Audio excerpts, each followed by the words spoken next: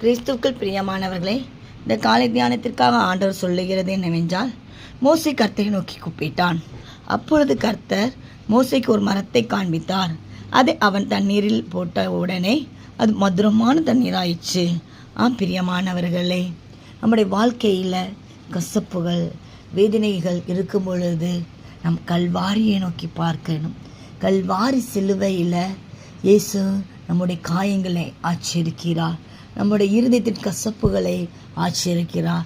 நம்முடைய இருதயத்தில் தாங்க முடியாத வேதனைகளை அவர் கல்வாரியில் சிலுவையில் சுமந்து விட்டார். நீங்கள் அந்த கல்வாரி சிலுவையை நீங்கள் பார்க்கும் பொழுது மாறா போன்ற கசப்பான உங்கள் வாழ்க்கையை அவர் மதுரமாக மாற்றுகிற தேவனாக இருக்கிறார். பிரியமானவர்களே, உங்கள் வாழ்க்கை கசப்பாக காணப்படுகிறதா, வேதனையாக காணப்படுகிறதா, இந்த கல்வாரி சிலுவையை நோக்கி பாருங்கள். அது ஆண்டவர் மாற்றுகிற தேவன்.